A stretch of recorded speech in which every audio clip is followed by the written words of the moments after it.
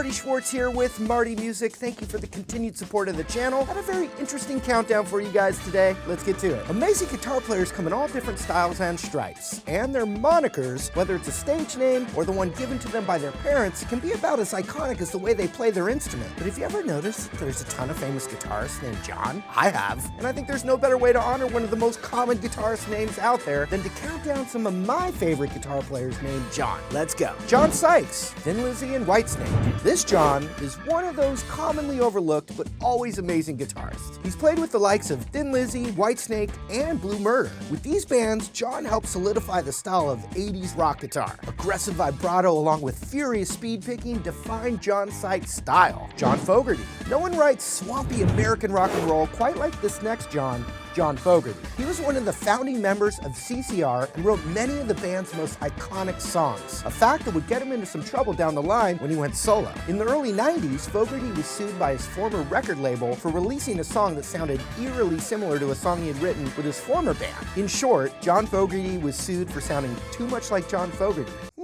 John Petrucci.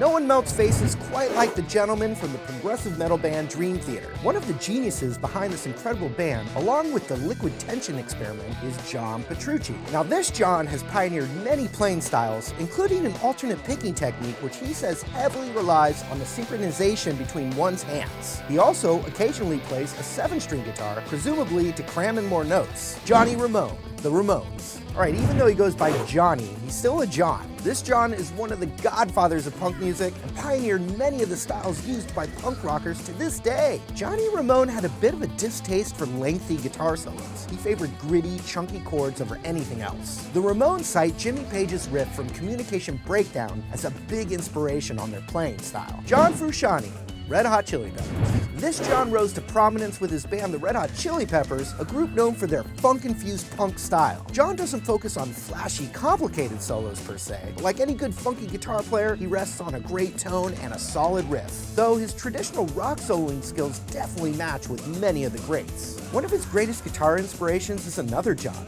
McGouch, who's another notable trailblazer of the post-punk genre.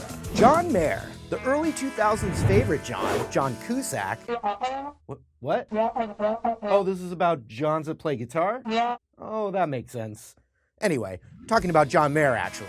This John may have busted into our hearts through his thoughtful ballads about daughters and wonderlands, but his consistent dabbling within the blues has turned him into like a 21st century Clapton of sorts. There isn't really anyone with his reach that's making music as impressive as his last few projects. Johnny Winter. Another John known as Johnny, Mr. Winter is a bona fide legend in the guitar world. He almost single-handedly popularized high-energy blues playing with his efforts in the early 70s. This John famously played a Gibson Firebird. He rotated through 6 of his favorites, but particularly enjoyed the first one he bought in 1963, mostly because he was used to it. Johnny didn't play with a traditional pick, he opted to play with a thumb pick and his fingers, similar to Chet Atkins and Merle Travis. Were you sitting on the John when you watched this video? Let us know in the comments below, but make sure you leave out the details. And while you're down there, don't forget to subscribe. Thanks for watching, you guys. We'll see you later.